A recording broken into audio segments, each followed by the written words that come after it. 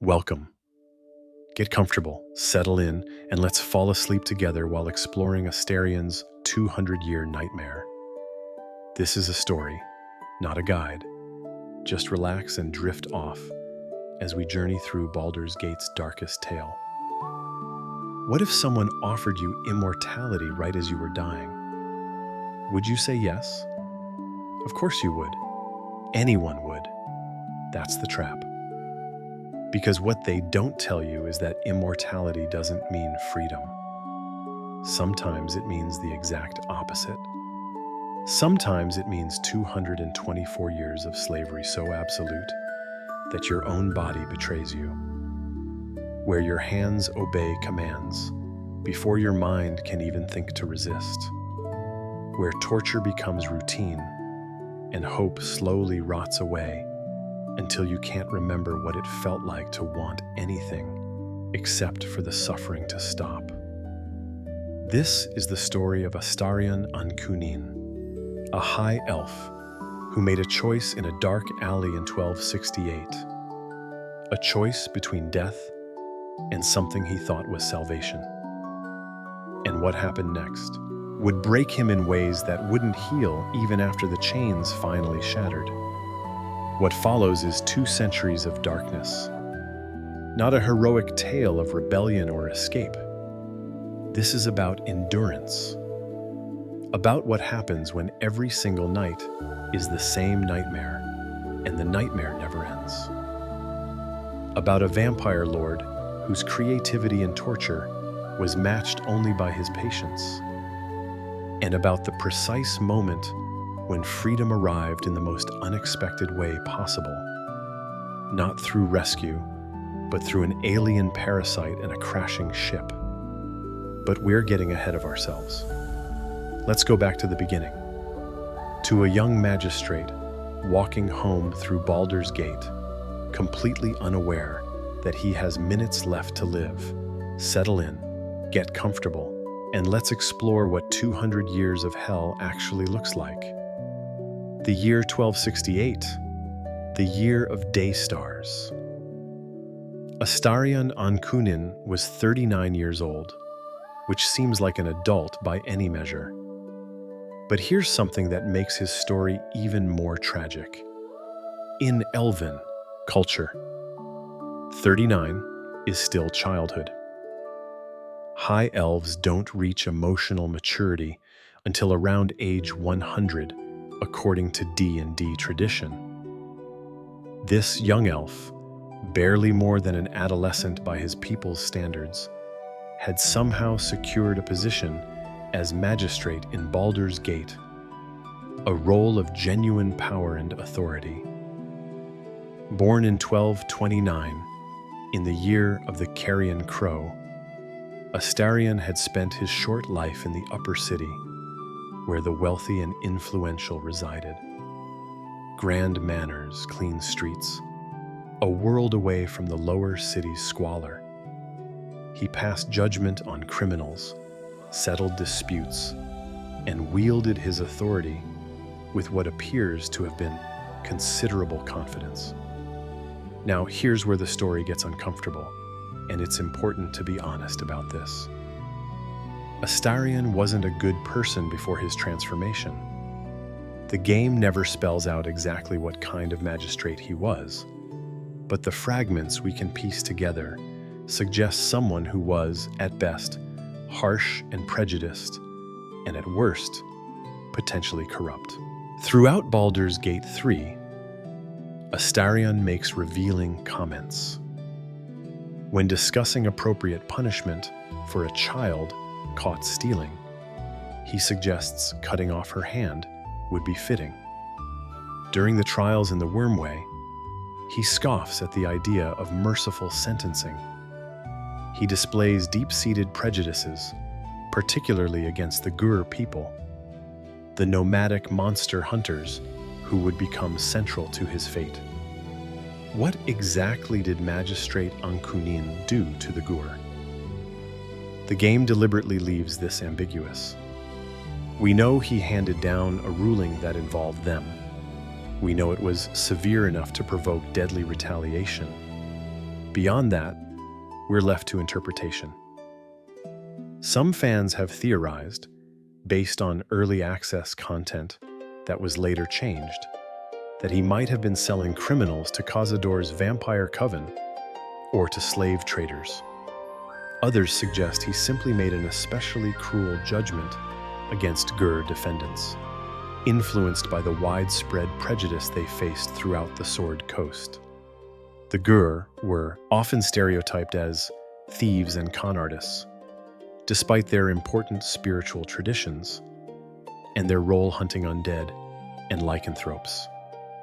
Whatever the specific offense, the Gur remembered. They planned, and they decided that justice, their justice, required Magistrate Ancunin's death. The irony runs deep. The Gur hunt monsters. They protect communities from vampires and werewolves, and the magistrate who wronged them would soon become the exact kind of creature they were sworn to destroy. But that transformation was still hours away as Astarion walked home through the darkening streets, his mind probably on legal matters, completely unaware his mortal life could be measured in minutes. The attack came without warning. They emerged from the shadows. Multiple Gur, their faces set with grim purpose. Before Astarion could react, before he could even cry out, the first blow connected. A fist to his temple that sent him sprawling against the stone wall of a building. Then another strike, and another. A coordinated assault that spoke of planning and patience. This wasn't random violence. This wasn't robbery. This was execution. The beating was methodical, personal. These weren't thugs looking for coin.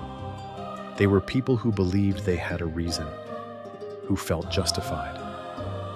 And based on Astarion's own comments about the Gur throughout the game, whatever he'd done to them, it had been severe enough to warrant this response. Astarion tried to fight back. As a high elf, he had some natural advantages, grace, training. But he was badly outnumbered and completely caught off guard. For every Gur he managed to shove away, 2 more took their place. His fine magistrate's robes, symbols of his authority, became soaked with blood as the assault continued. The sounds were worse than the pain at first. The crack of his ribs breaking. His own attempts to scream, choked off by his broken jaw. The grim silence of his attackers who didn't shout or rage, but simply did what they'd come to do with terrible efficiency. They dragged him deeper into the alley, away from the main thoroughfare where someone might intervene, away from witnesses, and there, they finished what they'd started.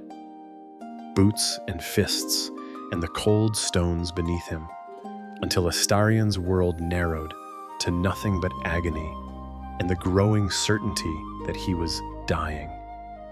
Eventually, the Gur stopped.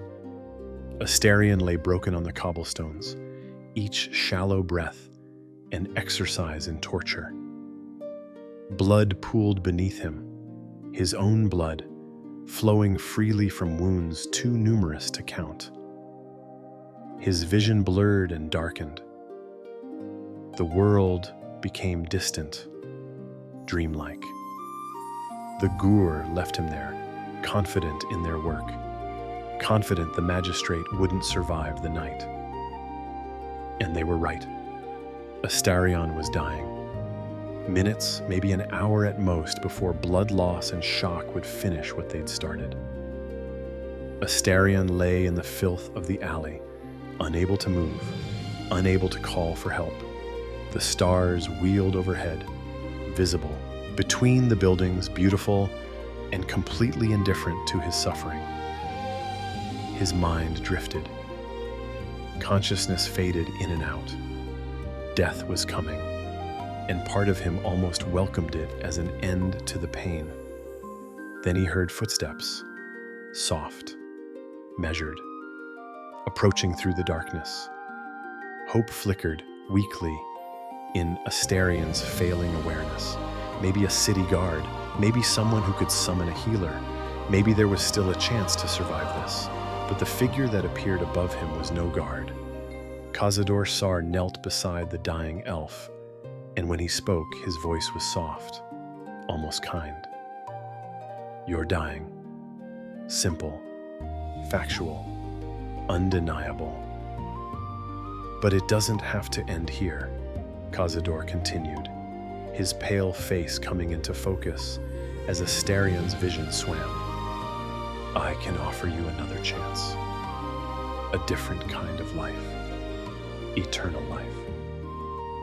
Through his broken jaw, through the fog of approaching death, Astarion couldn't form words, but his eyes showed understanding. This stranger, this impossibly pale stranger with the too perfect smile, was offering salvation, a way to escape the darkness closing in. All you have to do is accept, Cazador said. And now there was something else in his voice. Anticipation, hunger. Say yes, and you'll never die. You'll have time, power, everything these people try to take from you. What Cazador didn't mention, the chains, the absolute servitude, the 2 centuries of torture that would make this beating seem like a mercy by comparison. He offered survival without mentioning the cost. And Astarion, desperate and dying in an alley, had no ability to negotiate or question. He could only make the most basic choice that exists: existence or oblivion. Astarion's eyes closed once. An acceptance, a yes, that was all Cazador needed. The vampire lord's smile widened, revealing fangs. Then he leaned down, and those fangs pierced Astarion's throat. Not a mercy killing, but something else entirely. Cazador began to drink what little blood remained in the dying elf's body, and Astarion felt a new kind of darkness descending. Colder than death, more absolute. His last thought as a mortal was simple and terrible. I've made a mistake. Then there was nothing. Astarion woke up to pressure. Earth. Pressing against his face, his chest, his entire body. Complete darkness so total, he couldn't tell if his eyes were open or closed. The smell of soil and decay filling his nose. And an immediate, overwhelming panic that bypassed all rational thought. He was in a coffin, underground, buried. His undead body didn't need air to breathe, but his mind hadn't caught up to that reality yet. All he understood was trapped, buried, darkness, earth, can't breathe, can't move, get out. The panic gave him strength. His hands, now possessing supernatural power he didn't understand, slammed into the coffin lid above him. Wood splintered, dirt poured in around him, but Astarion kept moving, kept clawing upward. He tore through the coffin and into the earth itself, digging with his bare hands, pushing up through feet of packed soil. His fingers bled as he clawed through dirt and roots. The weight of the earth seemed impossible. But the terror of being trapped drove him onward, upward, desperately seeking the surface he couldn't see but somehow sensed above him. When his hand finally broke through into open air, the relief was so intense it was almost painful. He grabbed at grass, at solid ground, and pulled himself up and out of his own grave, emerging covered in soil like some terrible birth. For a moment, Astarion simply lay on the ground beside the burial site, his body shaking, his mind struggling to process what had just happened. He had been dead, he had been buried. And now he was, what?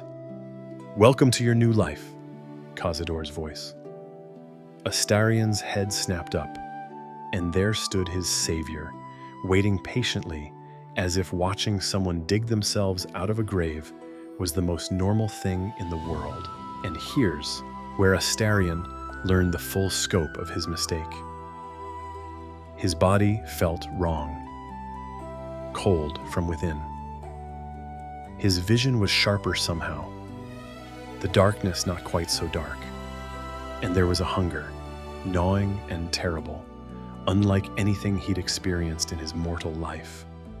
Not for food, for blood. You're mine now, Cazador said, circling the newly risen vampire spawn. Completely and utterly mine. Your body will obey my commands whether you will it or not. You cannot refuse me. You cannot escape me. You belong to me for as long as I choose to keep you. Astarion stared at him, horror slowly replacing confusion as understanding dawned. Cazador hadn't saved him. Cazador had claimed him. The gift of immortality came with chains more binding than any physical restraint. Let me explain how this works, Cazador continued, his tone almost pleasant, like a teacher instructing a student. There are rules, 4 of them. Learn them well. First, Cazador said, his voice taking on a ceremonial quality, thou shalt not drink the blood of thinking creatures. You'll feed on rats, vermin, nothing more, unless I specifically command otherwise. Astarion's hunger screamed at this restriction, but he couldn't even voice protest before Cazador continued. Second, thou shalt obey me in all things, not just in spirit, but in flesh. Your body itself will respond to my commands. To demonstrate, Cazador gestured casually and said, "Be silent." Astarion's jaw snapped shut. He hadn't chosen to close his mouth, hadn't decided to obey. His body simply did it, bypassing his will entirely. The horror of this realization, that he was trapped inside flesh that no longer fully belonged to him, showed clearly in his eyes. Cazador smiled, pleased by the fear he saw. Good, you're learning. Third, thou shalt not leave my side unless directed. You go where I send you. You return when I call.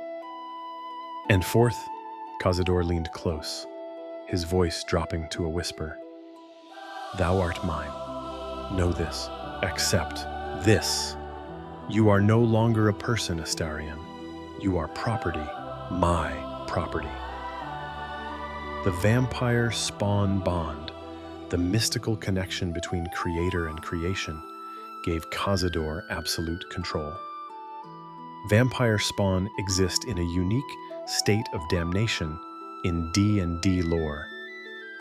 They have all the weaknesses of true vampires. They burn in sunlight, cannot cross running water, cannot enter homes uninvited. But they have few of the powers. No transformation into mist or beasts, no ability to create other spawn, and most importantly, no free will when their master speaks. Astarion tried to resist, tried to assert some control over his own body, but when Cazador commanded, "Stand," Astarion's legs obeyed before his brain could even process defiance. When commanded to follow, his feet began moving without his permission. He was a puppet, a slave in the most absolute sense possible. "Now," Cazador said, his tone bright and almost cheerful, "let's go home. You have brothers and sisters to meet. 6 of them, in fact. You'll be the 7th. Astarion's body walked, following Cazador through the night toward the Tsar Palace. Inside his own head, he screamed, but outside, he simply obeyed. This was the reality of his new existence. This was what he'd said yes to in that alley, and this was only the beginning. Because here's the twist that Astarion wouldn't learn for over 2 centuries. Cazador hadn't turned him on a whim. Those scars Cazador would later carve into his back, the ones he'd call poems, they were actually part of an infernal contract with the archdevil Mephistopheles. A ritual called the Rite of Profane Ascension that required exactly 7 vampire spawn marked with specific infernal glyphs. Astarion wasn't chosen because he was special. He was chosen because Cazador needed a 7th. He was a component in a ritual, a tool to be used and discarded. His suffering for the next 224 years would be methodical, purposeful, all building toward a ceremony where Cazador planned to sacrifice him and thousands of other spawn to become something called a vampire ascendant, a creature with all of a vampire's power and none of their weaknesses. But Astarion didn't know any of this yet. All he knew was that he'd traded death for slavery, and the chains would never break. Or so he thought.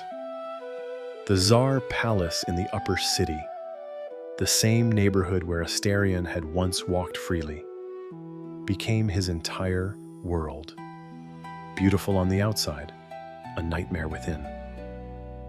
Below the palace lay Cazador's true domain, the Tourmaline Depths, ancient blue-green stone halls that dwarven exiles had carved long ago. Now they served as a prison for vampire spawn. Astarion met his siblings that first night, 6 other vampire spawn, all bound to Cazador as completely as he was. Aurelia, a tiefling, had been the first. She'd learned to survive by enforcing Cazador's will even when he wasn't watching, maintaining brittle authority over the others. Pale Petrus was the 3rd spawn.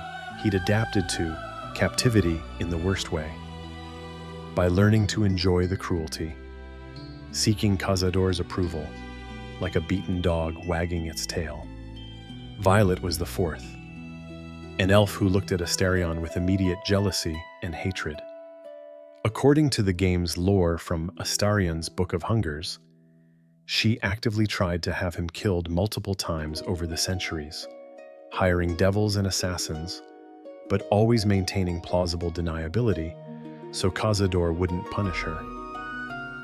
Deliria, a moon elf, had been a doctor before her turning. She clung to her medical knowledge like a lifeline, still thinking of herself as a healer, even though she now dealt in death. Yusin, a gnome, remained mostly quiet, his suffering internalized in ways the others couldn't quite read. And Leon, turned just before Astarion, was still raw with fresh horror.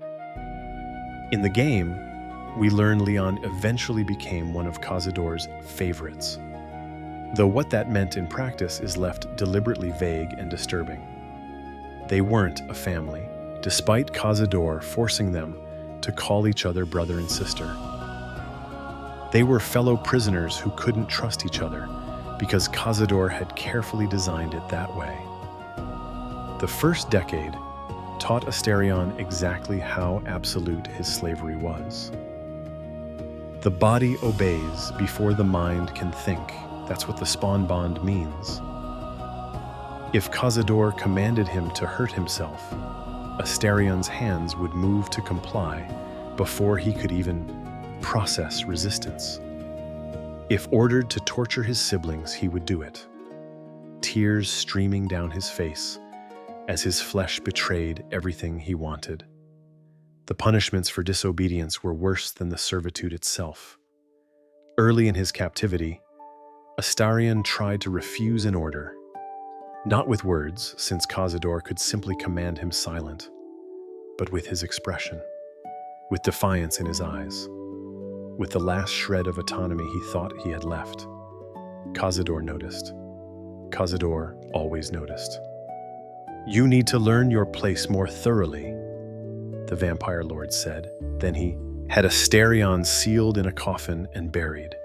Not killed, not even injured, just buried, alive, conscious, in complete darkness and absolute silence. For 1 year, 365 days. Think about that.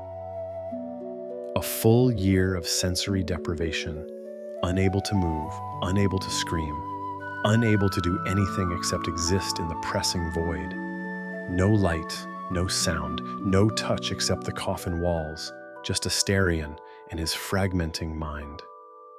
According to dialogue in the game, during this year of burial, Astarion's mind began to break.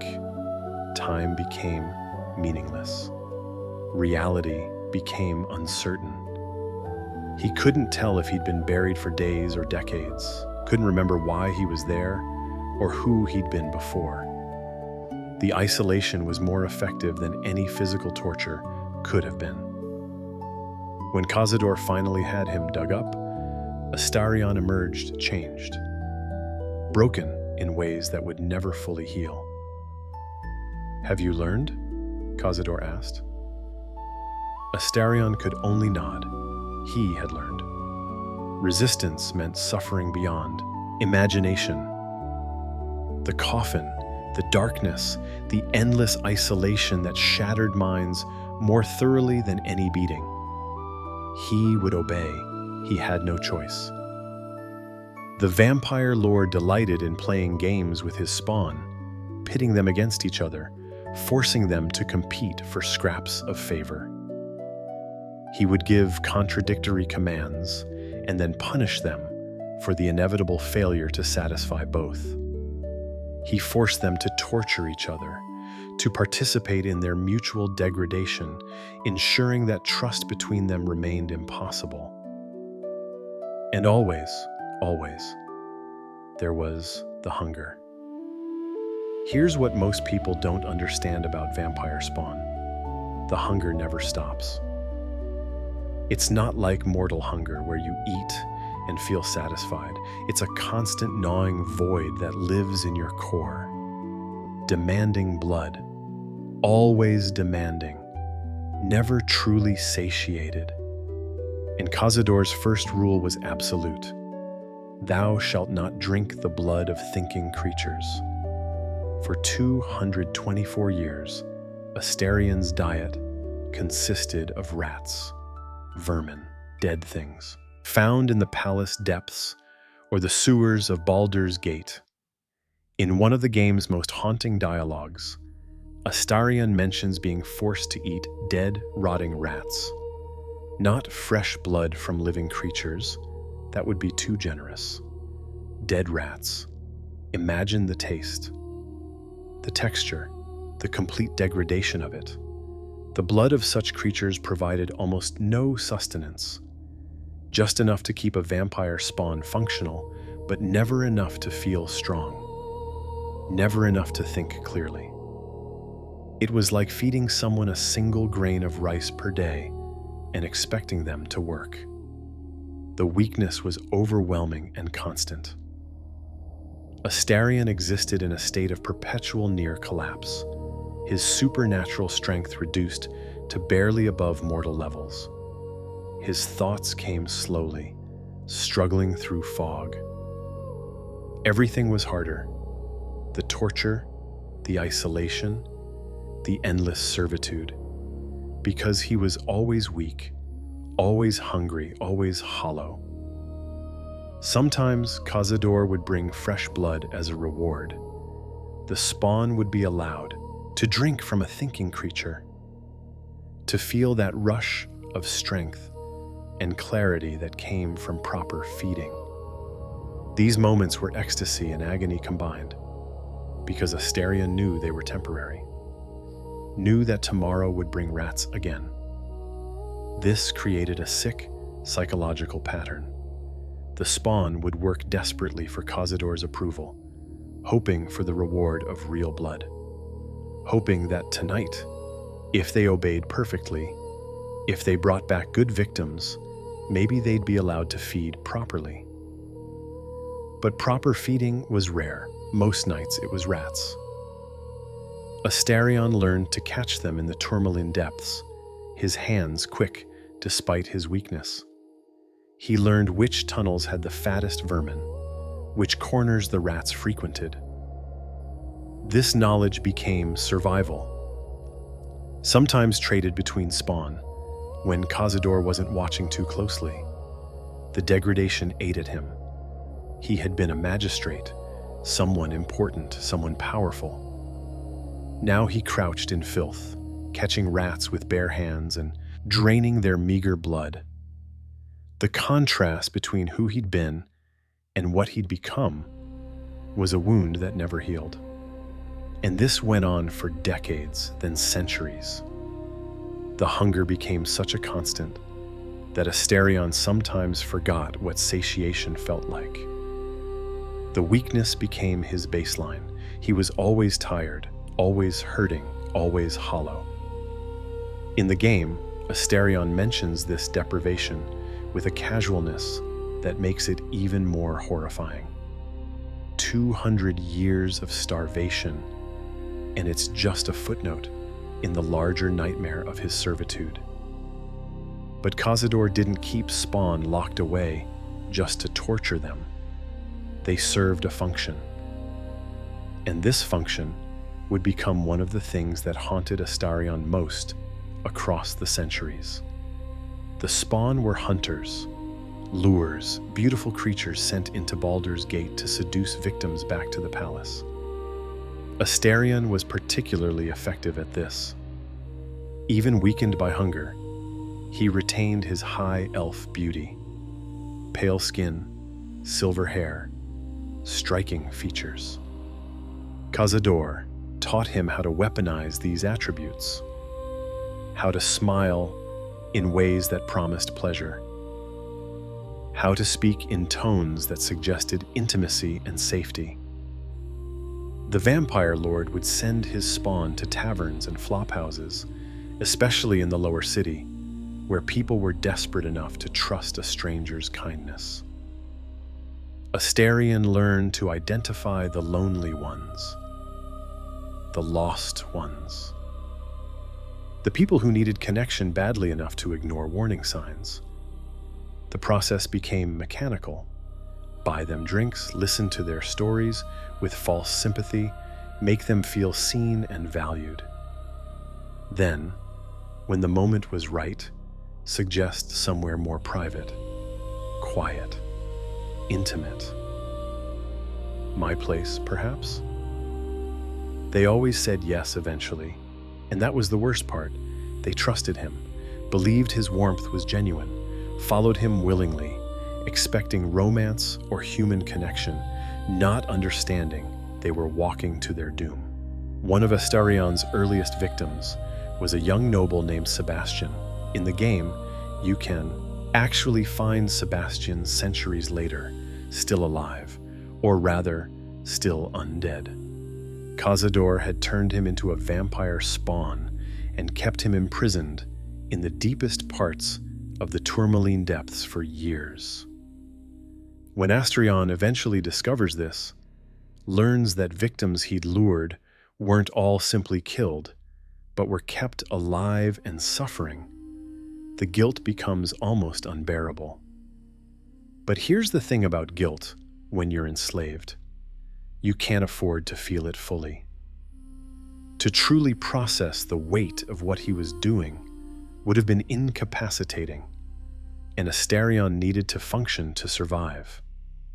So he learned to compartmentalize, to separate his actions from his sense of self, to become someone else when hunting, a character playing a role, not really him at all. Over the decades, he seduced men and women with equal ease. He learned what different people wanted to hear, what fantasies they harbored, what vulnerabilities could be exploited. He became frighteningly good at this. The seduction became automatic. See a target, assess their needs, craft the appropriate persona. execute the approach, bring them home. It was routine. Just another part of his nightly existence, hunt, lure, deliver, repeat. But there were moments when the numbness cracked, when he'd look at some victim, see their hope and trust, and feel the full horror of what he was doing. These moments became less frequent as time passed, buried under layers of necessity and self-preservation, but they never entirely disappeared. In game dialogue, Astarion admits he doesn't know how many he lured back over the centuries. Dozens? Hundreds? The faces blurred together, a parade of the doomed who trusted the wrong beautiful stranger. And he hated himself for it. But he hated Cazador more. So he kept hunting, kept luring, kept delivering innocents to slaughter, because the alternative was the coffin, the year of burial, suffering beyond imagination. This is what Cazador had made him, not just a slave, but a weapon wielded against the innocent. One night, Cazador summoned Astarion to his chambers. "Lie down," the vampire lord commanded. "Face down." Astarion's body obeyed before his mind could question. He lay on cold stone, feeling dread build as Cazador prepared something behind him. Then the cutting began. Cazador carved into Astarion's back with methodical precision, using a blade that burned with infernal magic.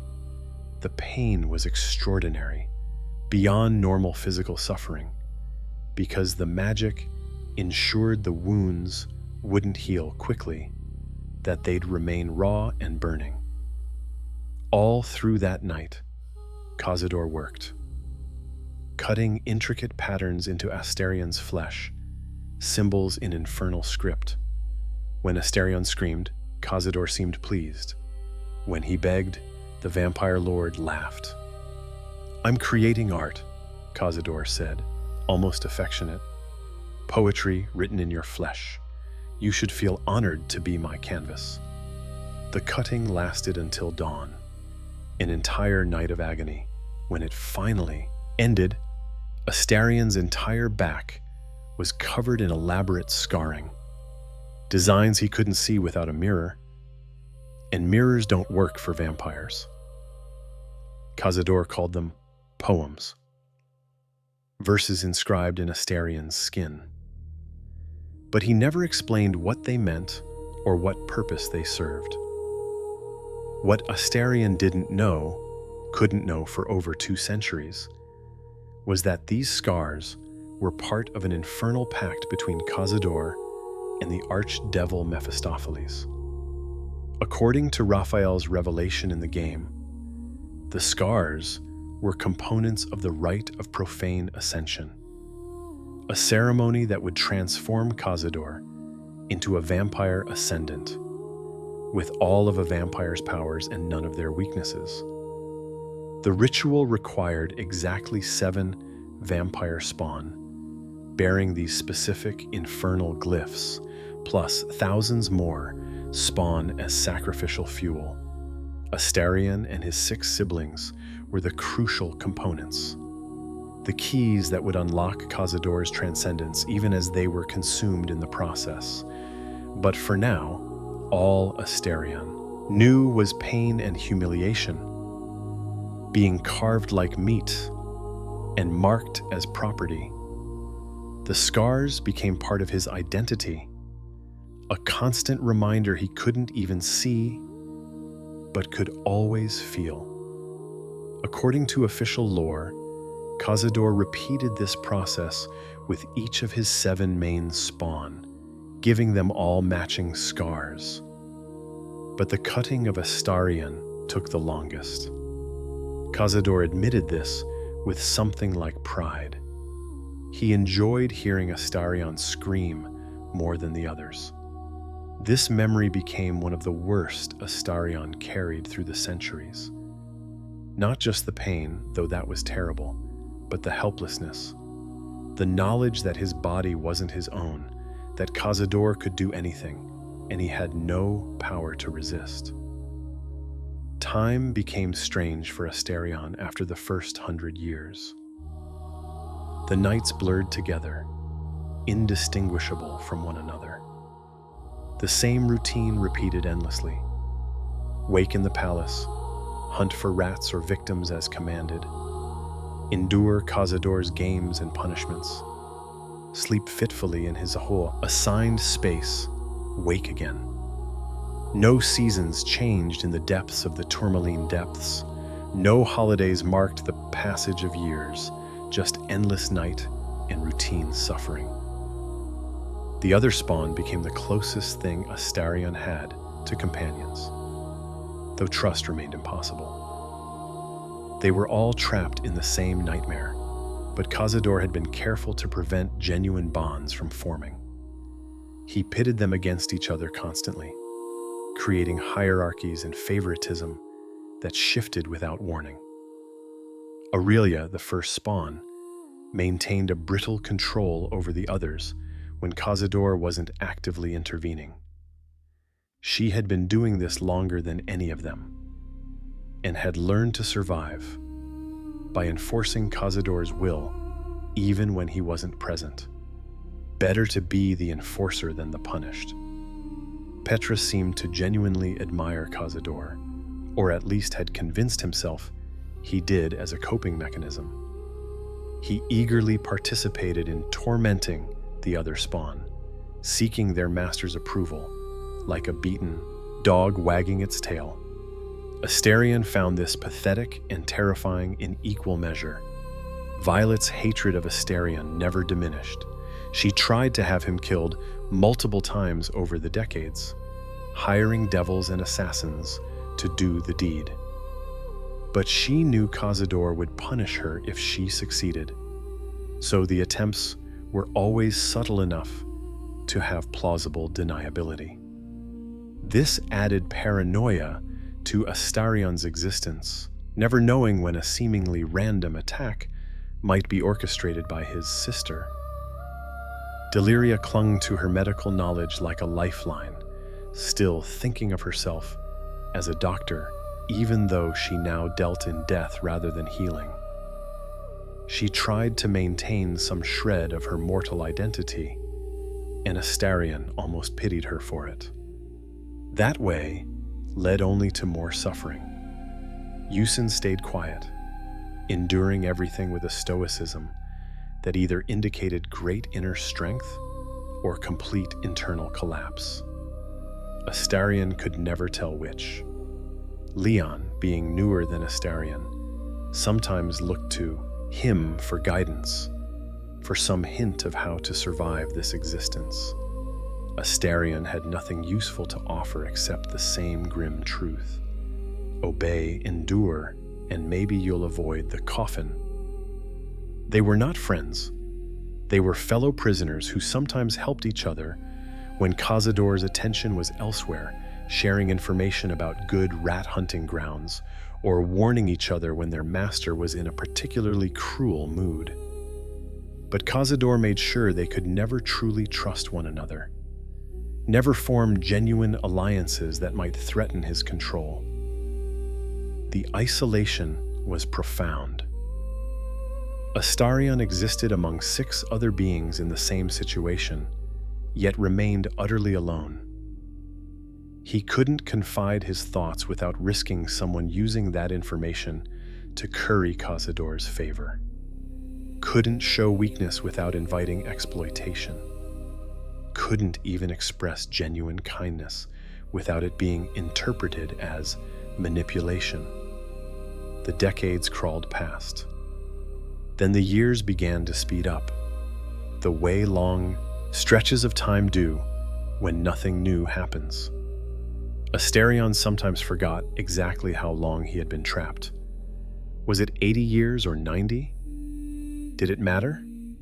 The number changed, but nothing else did. Hope died slowly during this century. The initial belief that somehow, someday, he might escape faded into acceptance. This was his existence now, forever. There would be no rescue, No miraculous freedom, just this, until the stars went out and the world ended, and perhaps even beyond that. Astarion learned to find small mercies in the nightmare, a successful hunt that brought a moment of strength from feeding. A night when Cazador ignored him entirely. A brief exchange with Leon that felt almost like connection. These tiny fragments of less awful kept him functional when complete despair threatened to consume him entirely.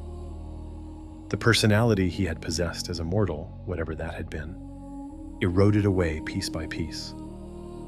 He became something new, something shaped by centuries of abuse and deprivation. The magistrate who had walked confidently through Baldur's Gate's upper city was gone, replaced by this creature of survival and numbness. By the time 100 years had passed, Astarion wasn't sure if he even remembered who he had been before. The memories were there, intellectually, but they felt like stories about someone else. That confident elf making legal judgments seemed like a fictional character, not his actual past. And yet he continued, night after night, year after year, because he was a vampire spawn, and vampire spawn endure. The second 100 years brought a different kind of horror, the realization that even this nightmare could worsen. Cazador's collection of spawn grew beyond the 7 main ones. The victims Astarion and the others had been luring for decades weren't all being killed. Many were being turned, transformed into spawn themselves, and imprisoned in the deepest parts of the tourmaline depths. Thousands of them. 7,000 vampire. Spawn, to be precise. Though Astarion didn't know the exact number until much later. Each one a person whose life had been destroyed, whose will had been stolen, who now existed in the same state of tormented servitude that Astarion knew so well. The scope of it was staggering. Cazador was building an army of the damned, each spawn bearing the same infernal scars that marked Astarion's back, though he remained unaware of this. The Vampire Lord's true purpose remained hidden, his ultimate plan known only to himself and the archdevil Mephistopheles, with whom he had made his pact. Astarion continued his grim work, luring victims night after night. By now, the process was so automatic, he could perform it while his mind wandered elsewhere. The seduction, the trust building, the gentle guiding back to the palace, all of it happened without conscious thought. He had become very good at being a predator. Too good. When he looked at people now, he automatically assessed them as potential victims, evaluated their loneliness, their desperation, their willingness to trust. It had become second nature, a lens through which he viewed all human interaction. Sometimes he wondered if this was worse than the overt torture.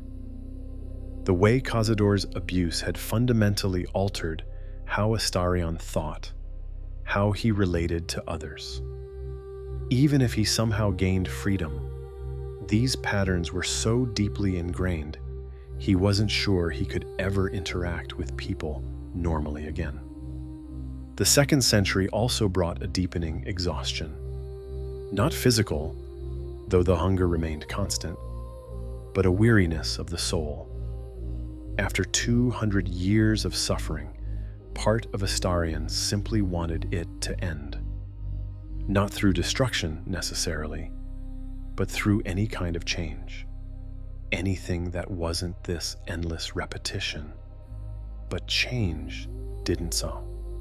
The nights continued their procession, each one exactly like the last.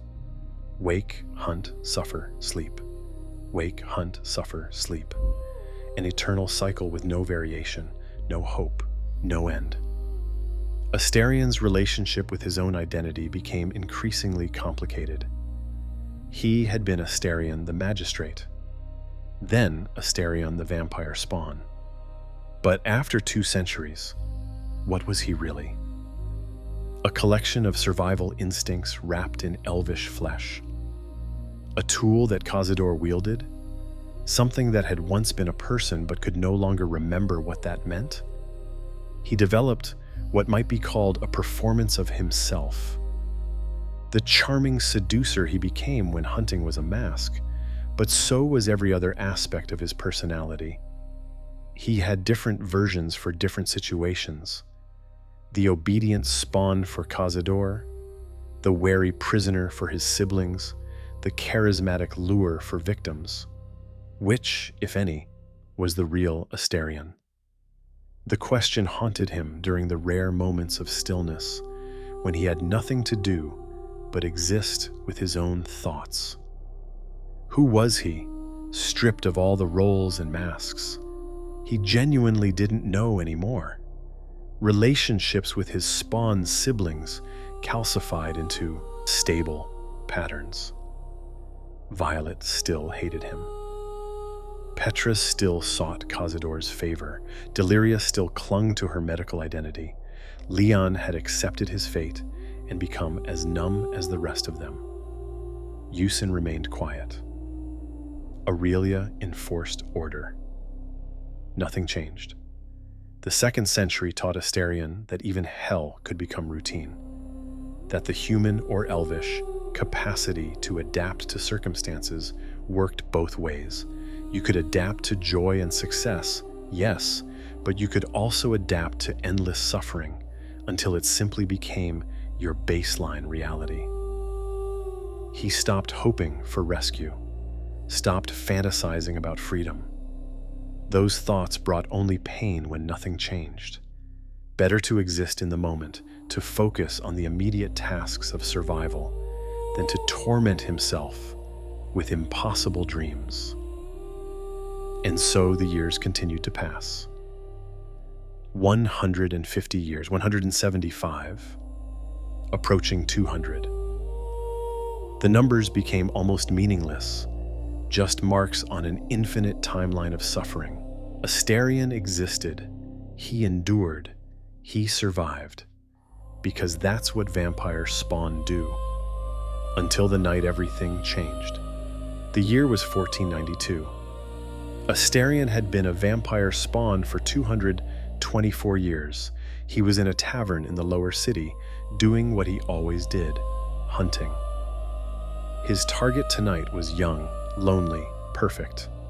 The seduction was proceeding smoothly, mechanically, almost boringly. Astarion said the right things, smiled the right smiles. The noble was already agreeing to come back to his place.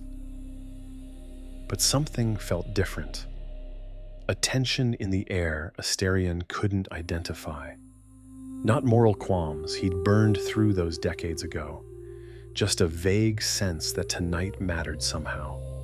Before he could process this feeling, the sky tore open. A massive shape appeared above Baldur's gate, blotting out the stars.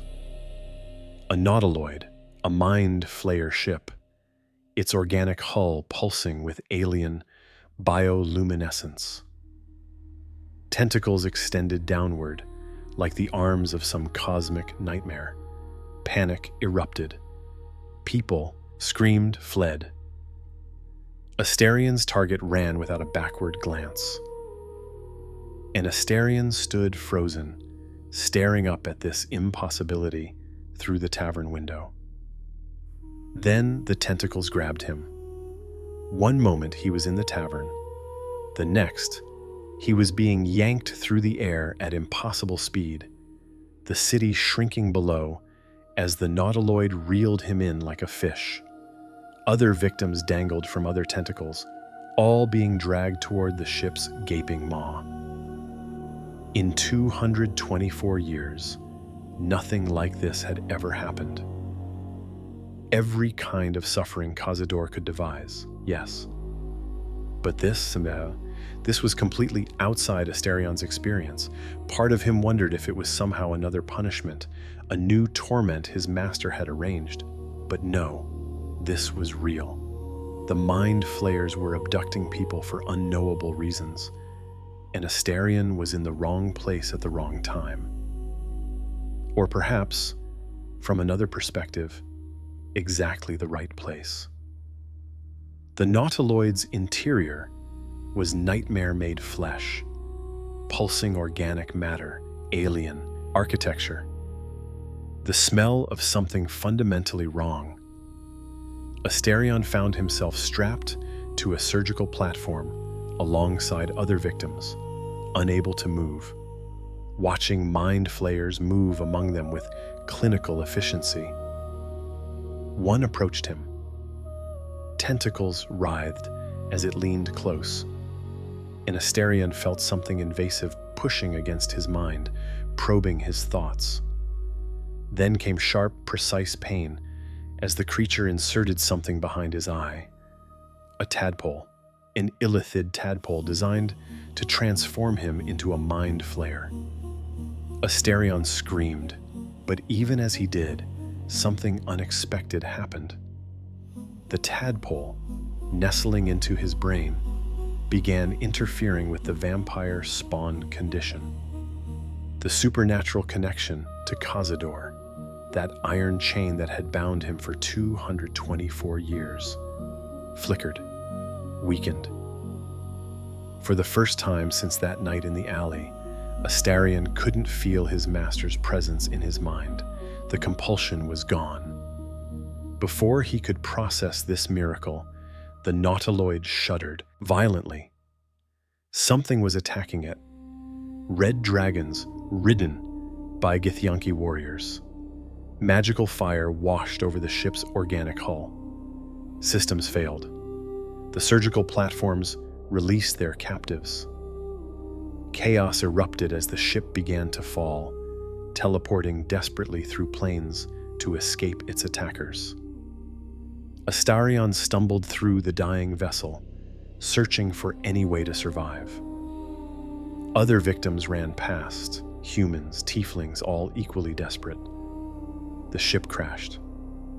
Astarion blacked out on impact, consciousness fleeing as the nautiloid tore itself apart. When he woke, he was lying in wreckage and blood, his body somehow intact despite forces that should have destroyed him, and the sun was rising. Astarion felt the first rays of dawn and knew he was about to die, vampire spawn burn in sunlight. This was absolute, unavoidable. He had seconds to find shelter before his flesh turned to ash. But the flames didn't come. The warmth spread across his skin, gentle, impossible. Astarion opened his eyes and saw the sun. Actually saw it without immediately burning. The tadpole in his brain was somehow protecting him, suppressing his vampiric weaknesses, along with severing his connection to Cazador. For 224 years, Astarion had been a creature of night and shadow, forbidden from daylight on pain of immolation. Now he stood in the sun, and it was the most beautiful thing he had ever experienced. He laughed. Then he cried.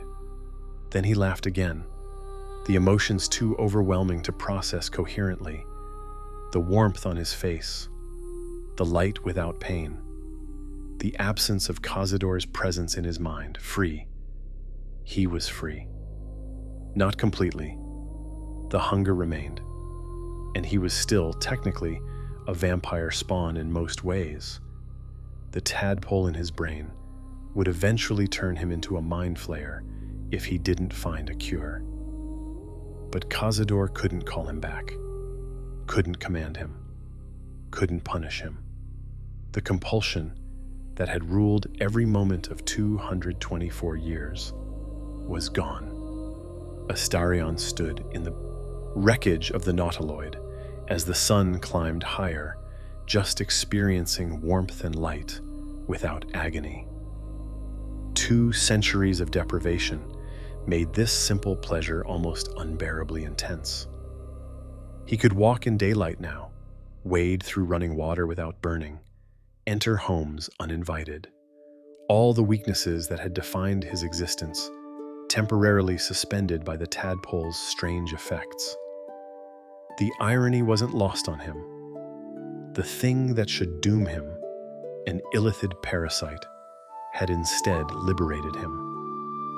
The mind flayers had accidentally given him what he'd never dared hope for, a chance. As other survivors stirred in the wreckage, Astarion became aware of his situation.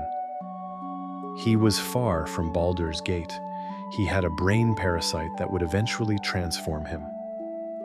And if Cazador learned he was still alive, the vampire lord would come hunting. But for the first time in 224 years, Astarion got to choose.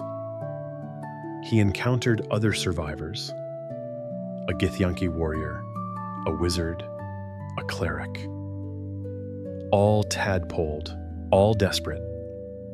They formed an uneasy alliance, and Astarion, for the first time since 1268, made his own decisions, chose his companions, chose his path, chose how to spend his nights and, miraculously, his days. Every choice, no matter how small, was a gift. The journey ahead would be dangerous. The tadpole remained a death sentence. Cazador would eventually discover he was alive. The trauma of 2 centuries wouldn't vanish just because the chains broke. Astarion was damaged in ways that might never fully heal. In the game, this damage shows. He struggles with intimacy, having spent 200 years using his body as bait for Cazador's victims. He defaults to manipulation because honesty was punished. He craves power because powerlessness nearly destroyed him. The scars aren't just on his back. They're woven through his entire personality. But he was also free, and that made everything else bearable. Here's what 224 years of servitude actually means. It's 82,060 nights of suffering, 82,060 times waking up in the same nightmare. It's long enough that your mortal life becomes a distant dream, something that might have happened to someone else. It's long enough to forget what hope feels like, what choice means, what it's like to own your own body. It's long enough to break anyone, to reshape them completely, to turn a 39-year-old elf magistrate into something else entirely, something built from survival instincts, learned cruelty, and a hunger that never ends. But it wasn't long enough to destroy him completely. When freedom came, unexpected, improbable, wrapped in an alien parasite, Astarion was still capable of recognizing it, still capable of choosing. The long night was over. The darkness had ended. And whatever came next, it would be his decision, his life, his story. For the first time since bleeding out in an alley in 1268, Astarion Ancunín had a future that belonged to him. If this journey through 2 centuries of darkness resonated with you, please consider subscribing to Sleepable Gaming Lore. We explore the deepest, most tragic stories from across the gaming world, told in a soothing, sleep-friendly style that respects both the lore and your need for rest. Sweet dreams, and may they be gentler than Astarion's memories.